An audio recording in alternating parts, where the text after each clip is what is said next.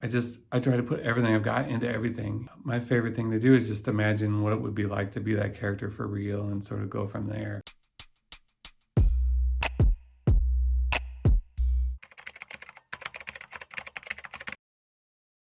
I'm a big fan of spies, and I don't know.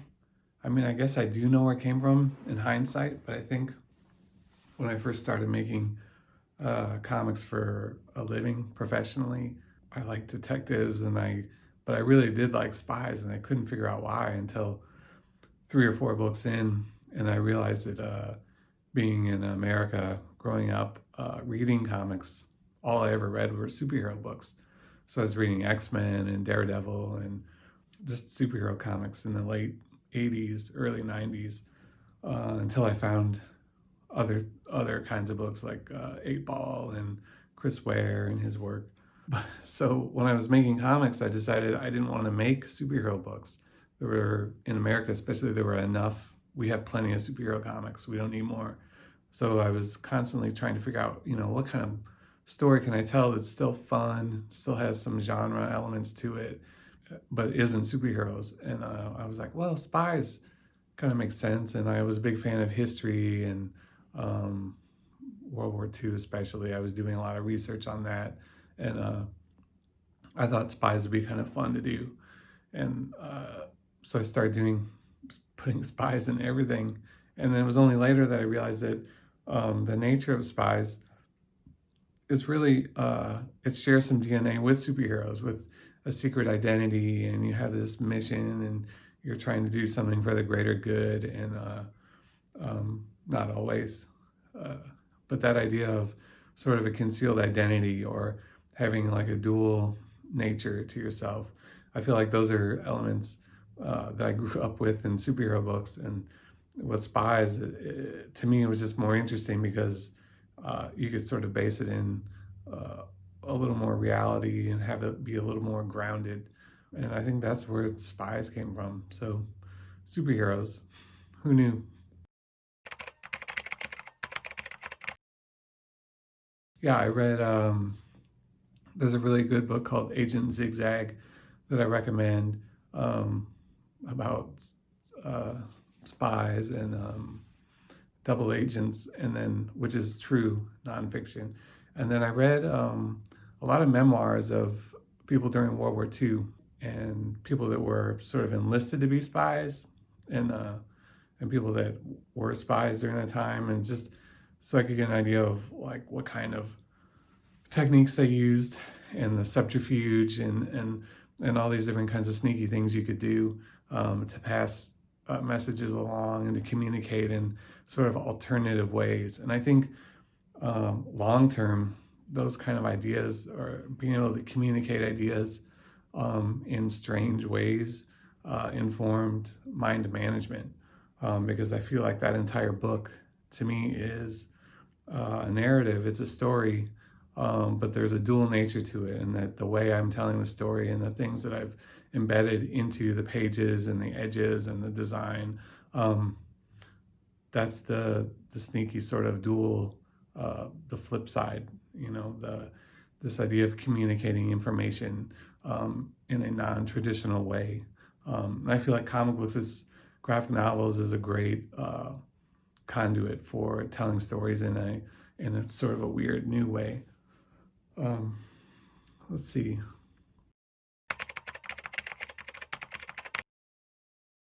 Inspiration for the text on the sides and the edges. Yeah, again, I think a lot of that just comes from doing research and this idea of communicating knowledge in ways that are not quite normal. And I like the idea of using every part of the book.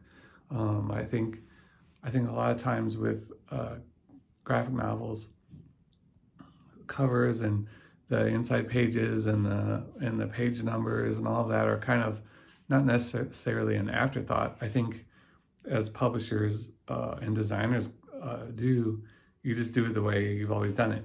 When I was approaching mind management, I just didn't want to do anything the way I'd always done it because that's the way I've done it. I didn't want to I wanted to make sure I considered every part of the book and considered why I was doing what I was doing, when I was doing it.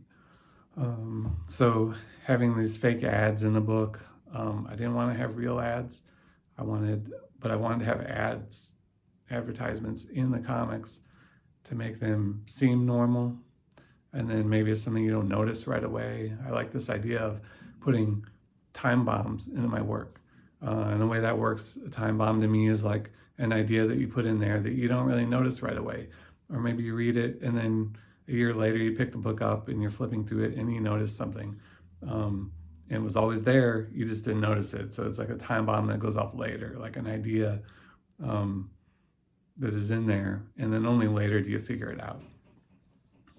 So I think that was the idea. That was my desire to do with extra side text and to create sort of like a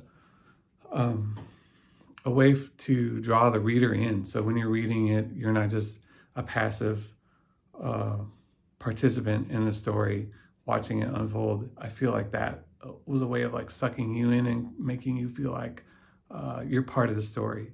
You know, it's addressing you directly, you know, and the text begins to shift as you go through the book, like that side text, which you don't have to read. It's optional. You don't have to read it. But if you start reading it, I think slowly over time, it starts to work on you and it starts to make you feel like, what am I reading? Am I an agent? Is this book designed to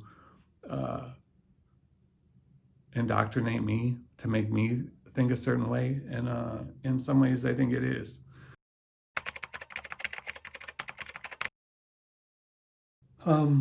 I would say pre-pandemic, I would wake up, my daughter is in high school, I would wake up and then I check emails, get my coffee, and then I have a studio outside the house. So my studio is maybe a half mile away, so I'll drive there. Every day is a little bit different. So what I'll do is the night before, I'll have a little to-do list of what I have to do the next day.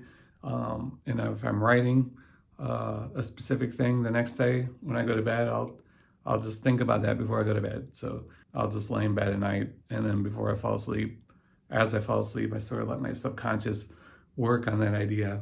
And then when I wake up in the morning, still kind of bouncing around in my head, I'll get a shower and I'll be thinking about it by the time I get to the studio to start writing.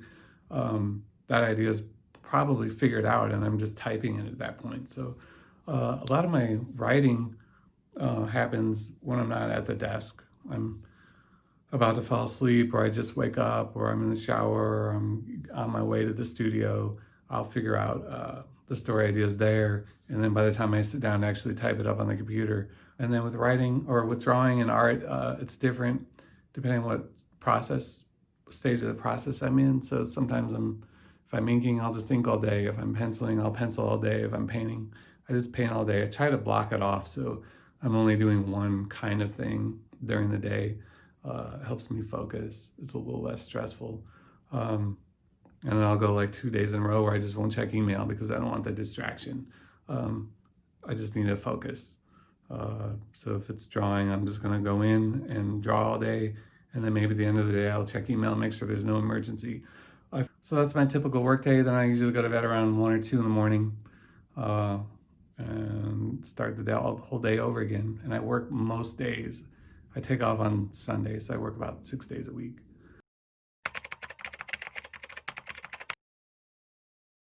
Oh, I just read, I've been reading a bunch of Graham Greene books. So I read The End of the Affair, The Human Factor, Power and the Glory, which I just finished.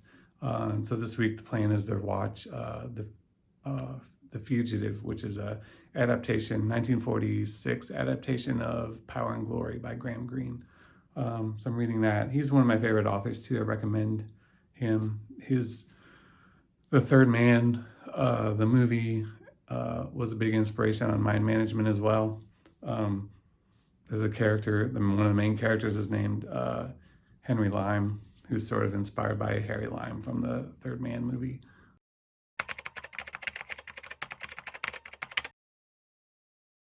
I don't really differentiate between those kinds of projects. I feel like I was lucky in that I was always doing my own personal work And then when I was invited to do work for Marvel and DC or Valiant, they invited me to do that work based on my personal work. So there's not really a line between my personal stuff and things I do like work for hire.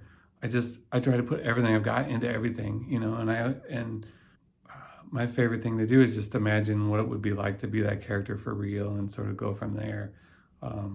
No matter how outlandish it is, if it's Ninjak, who's this billionaire ninja, that's kind of fun to sort of pretend. It's really easy for me to hop from one thing to the other. I have everything in little boxes in my head, so everything's compartmentalized, and I jump from one to the other. And the great thing about that is I can switch gears right away. I can jump from something like Ninjak or Exo Manowar or Spider-Man, more personal things, mind management, or 3-story, super spy. I can jump back and forth. That's the upside. The downside is that because they're so compartmentalized, I don't really remember any of the stories. Once they're done, it's kind of out of me. So it's sort of strange. And when I have to talk about older works and people ask me questions, it takes me a minute to go back there, because I feel like when I'm done and the story's out of me, it's out all the way. So I'll constantly flip through an old book and be reading a part of it and laugh at something I wrote, or remember something, or see something I didn't realize I had done, or remember that I'd done, and then it's just funny. Funny that I can amuse myself, but it's mostly because I feel like I have a bad memory, but it's not a bad memory. I think it's just I need to have it done and then move it out so that I can start on the next thing, because I'm always working on a new story.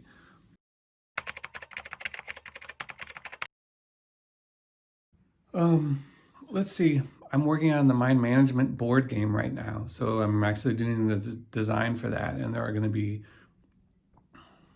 12 or 14 little 8-page mini comics that are inside this game that you slowly unlock. So as you unlock the board game and play through it, there'll be more little stories, little comics that you read that go with it, that sort of build this bigger narrative that's kind of interactive.